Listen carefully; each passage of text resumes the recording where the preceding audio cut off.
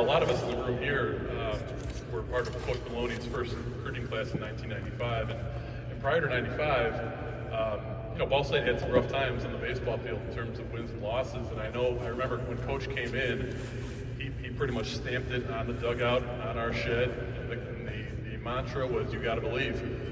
And he took a bunch of guys who not many of us were big time recruits.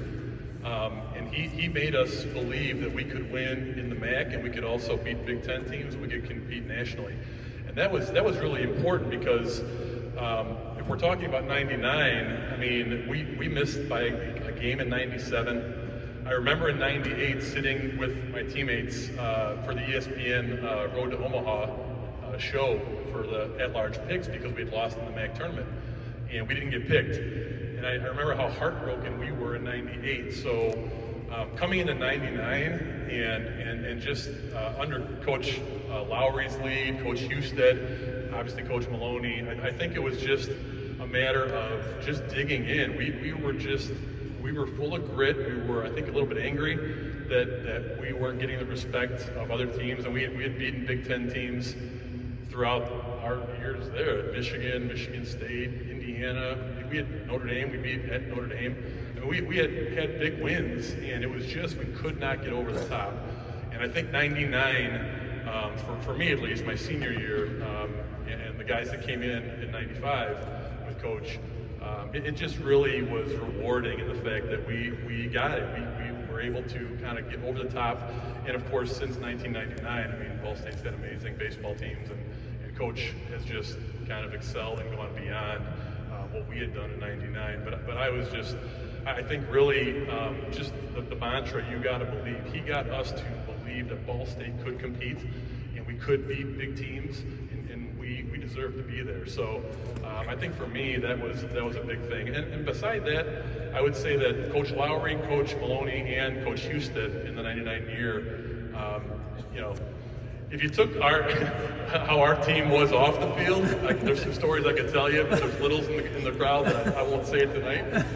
But on the field and the role model, the models that they were as men for us as coaches, of 18, 19-year-olds, a bunch of goofs really. I mean, we kind of call ourselves the dirtbags half the time when we're out there on Ball Diamond playing. But they were really fine gentlemen. They taught us, they were fine family men, and they taught us how to do that too when we're adults. So I reflect on a lot of that and some of the off-the-field stuff that I'm grateful for Coach Maloney, Coach Lowry, and Coach Husted. John, what would you say made that '99 team special in your eyes? Well, thank you. I'd like to just real quick, just so all the guys that are here, our whole team and coaches, we're all going to get this award that they gave us up here, and hopefully we'll all get some pictures together. But what made us so successful? Special in your eyes. Special? Well, it kind of helps when you have two future Hall of Famers on one team, which we had Larry Bigby and Shane Ridley. So that always helps. But no, in all reality, it was a team to its fullest, meaning everybody participated, everybody contributed from not just that year, but the prior years to get there. And what made us so special was that every single teammate, from the coach to even our trainer, it's so impressive. Our trainer, Brian Hatzel, is here. And that speaks volumes because he was such a big role. Everybody played a role to be successful. I still remember the night Cabby and I were roommates on the road, and he had some blister and on his finger, and he had to pitch the next day, and Hatzel was heating up a needle and he was going to pierce it, and I was the dummy that had to sit there and take his run. So he was crushing my hand the whole time. But we were doing, everybody participated to get things done. And I did want to mention some of the stats though. Coach mentioned some of them on here, but for those of you that are baseball folks, you'll know what we're saying here, and for the rest of you, I apologize, but just know they're pretty good. So it was an all-out success, and it's reflected, I think, in best in these numbers. 42 wins, that's why we're here. We scored 513 runs. Our competition scored 278. We had a batting average of 337. Our competition batted 270. Our ERA as a team was 4.52. Our competition was 8.62. That's brutal. Who were those guys? We had 95 home runs, or as Coach Maloney calls them, jacks. Our competition only had 50. Yours truly here got hit by pitches 9 times. I think that's a mic drop. It is. Cabay, sitting next to me, pitched 76 innings and only walked 14 people. That's insane. Travis Minix is here. He pitched 106 strikeouts in only 97 innings. And I don't think Coach mentioned Travis's ERA. You know, everybody's ERA is like a 3-point something or a 4-point something. Or for those losers we played, it was 8-point something. But Travis's was 2-point something, and that actually, they had to set a new record, meaning he only allowed 2 runs the whole year, which was pretty amazing. I'm joking, but it seemed that way. But his ERA was in the 2s, which is outstanding. And then finally, I share this stat, not just because I'm a catcher, because I think this gets the point home of that we all participated to make this team successful. We as a team stole 71 bases and we attempted 101. Our competition only attempted to steal a base 60 times and they were only successful 35 times. Now, when I share that with my kids, I say that's because I was a hell of a catcher, but that's not the truth. The truth is because, yeah, we had some great catchers, but we also had starting pitchers that were so quick to home plate that when the teams came to face us, they didn't have a chance. So it was every single player doing their role, stepping up to contribute to make this thing, what it was. You mentioned some off-the-field moments, but Chris, on-field moments, what were some of your favorite memories? Well, I think for us, for me, I'm honored to be able to speak on behalf of my teammates. I mean, there's 38 of us, including all of our trainers and coaches as part of the team. So for John and I to be up here, I feel really honored. Like we got thrown under the bus. Nobody told us we were going to be talking in front of everybody.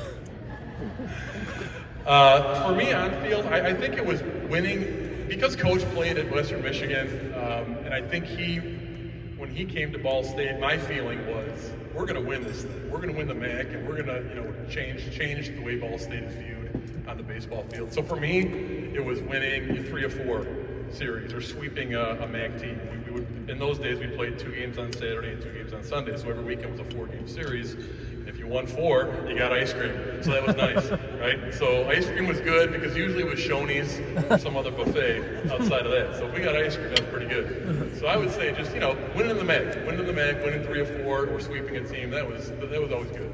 And getting ice cream. John, how about you? Yeah, I love the ice cream. But my favorite memory or story was actually not in 1999, but it was in 1998. But it set the tone of understanding what was at the core of our team and our culture and our leadership. We were playing up in northern Illinois, and it was raining hard. And of course, we were whooping them. And they didn't want to pull the tarp to cover the field to make sure we could continue the game. So we're sitting there watching this, and our coach is, not too happy. And we all look at each other, and coach says to all of us, let's tarp the field. And in baseball world, the home team is supposed to do this stuff, take care of the home field. So we put on what we call our tarp shoes, our tennis shoes. We went out there on their field, in front of them and their whole team, while they sat there and watched, and all their fans and the bleachers watched us pull the tarp on the rain, or on the field while it's raining, so that way we could wait it out and finish kicking their butt later. And that's just, you don't really see that too often, but that just shows the true competitiveness and the excellence level that our coaching staff instilled in all of us that we carried, from 97 to 98. We won the MAC in 98 and then again in 99. And that shows the true heart of our, the culture that we had, that, hey man, we're here to compete, we're here to do things with excellence in all that we do, and we're going to win. You both mentioned a little bit, but John, is there anybody you'd like to thank in addition to the names you mentioned earlier today? There's a lot of guys that aren't here, that were on our team, and we had our coaching staff. I mean, without them, this would never happened. Our coaching staff, like he said, we were his first kind of recruiting team, and a lot of us never even heard of Ball State, and a lot of guys, like Bigby, could have played football anywhere and decided to come here, and it's because of the vision and the passion and what he was going to teach us. And there's so many in this room, including this big guy here and me, that owe so much to our coaching staff. They're like a second father to me. So without a doubt, I thank them very much. So what they instilled in us, has changed my life, not just baseball, but it's made me the leader I am today and the person I am today. And we owe it all to you, Coach. So thank you. Chris? I echo all of that. Obviously, my teammates and our guys that didn't play in '99, but the guys that graduated in '97, Sam McConnell, Bruce Stanley. These are guys that kind of inspired us then to keep doing what we were doing to accomplish this in '99. I would also say our SID staff, Joe Hernandez, Paul has done a great job. Obviously, our training staff. When I got here, when you come from high school, you don't realize how much goes into Division I athletics, right? You're just an athlete, but then you realize, wow, we actually have our own trainer for baseball, and 3 of them actually. So those, and I can show up in the training room and just get treatment. I don't have to, beg somebody. So those kinds of things, they help. They really do, and that's who I would add to being grateful. Yeah. Well, Chris, John, and the entire 1999 Ball State baseball team, congratulations, you're all Hall of Famers. Can the guys, whatever, standing up and even hands on our coaches and our players, can you